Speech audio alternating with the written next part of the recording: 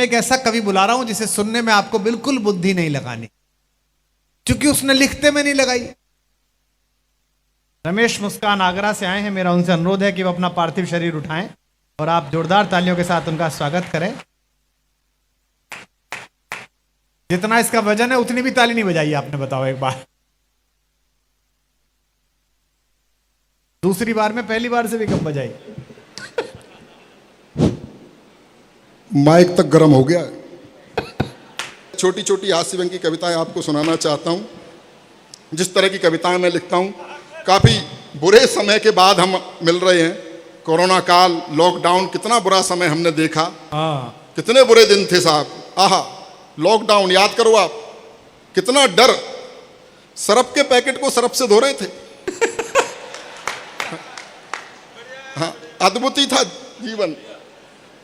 अपनी ही पत्नी के साथ बंद थे, अपनी ही पत्नी की शक्ल देखनी पड़ रही थी। बाद में सरकार को थोड़ी दया आई, ब्यूटी पार्लर तक बंद थे, सरकार को दया आई, उसने शराब की दुकानें खुलवा दी। यहां तो वो भी नहीं हुआ। हाँ, जिसे पीकर चुड़ैल भी सुंदर दिखाई देती है। मैं सच्ची घटना बता रहा हूं। लॉकडाउन में बाहर पुलिस डंडा बरसा रही है। मेरी पत्नी बोली, जी मेरी लिपस्टिक खत्म हो गई है, मेरी सहेली के घर से एक लिपस्टिक ले आओ। मैंने कहा, तेरे जरा से होठ लाल करने के चक्कर में पुलिस मेरा क्या क्या लाल करेगी। तो मैं बहुत सीधा सरल लिखता हूं। अखियां लड़ गई, वाह नहीं, परिणाम सुनिए। अखियां लड़ गई, एक पल्ले पड़ गई, बात बढ़ गई, दिमाग को चढ़ गई, मेरी जिंदगी में एक कहानी और गड़ गई। इजहार किया तो 3-4 जड़ गई, महीनों की आशिकी मिनटों में जड़ गई। हाँ, बहुत अच्छा। ये देखिए, ये प्रेम है, पिटने पर बधाई दी जा रही है। इन्होंने मुक्तक लिखे, मैंने कुछ तुक्तक लिखे हैं। तुक्तक? हाँ, मैं 1-2 तुक्तक सुना दूं क्या? हाँ। इन्होंने लिखा, मोहब्बत सिर्फ एहसासों की पावन सी कहानी है, कभी कबीरा दीवाना था, कभी मीरा दीवानी है। मैंने कहा, करके देखो तब पता लगेगी मोहब्बत है क्या। सुनिए, आपको आनंद आएगा। हाँ। मोहब्बत सिर्फ खर्चों की बड़ी लंबी कहानी है। समझ रहा हूं, सब लुटे पिटे बैठे हैं। मोहब्बत सिर्फ खर्चों की बड़ी लंबी कहानी है। अच्छा। कभी पिक्चर दिखानी है, कभी साड़ी दिलानी है। मास्टर रोज कहता है, कहाँ है फीस के पैसे। मास्टर रोज कहता है, कहाँ है फीस के पैसे। उसे समझाऊं मैं कैसे, मुझे छोरी पटानी है। बहुत अच्छे, मैं समझ रहा हूं, ऐसे लोग भी हैं।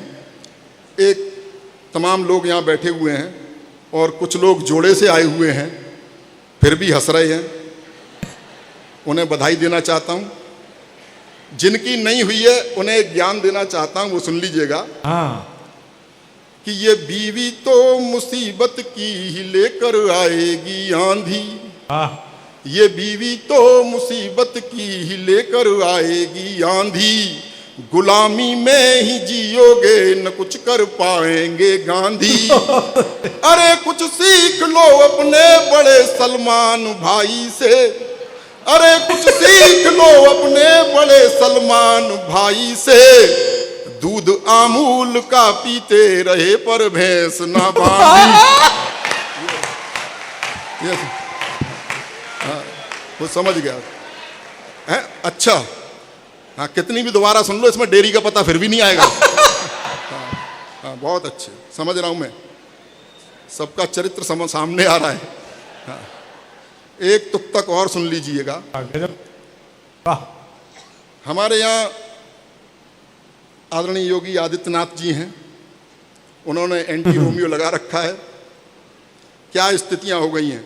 ऐसा नहीं कि प्रेम में सब कुछ ठीक ठाक चलता है। किसी कमनीय कन्या का कहीं पर दीद हो जाए। वाह, पहली लाइन तो मैं अच्छी लिखता हूं।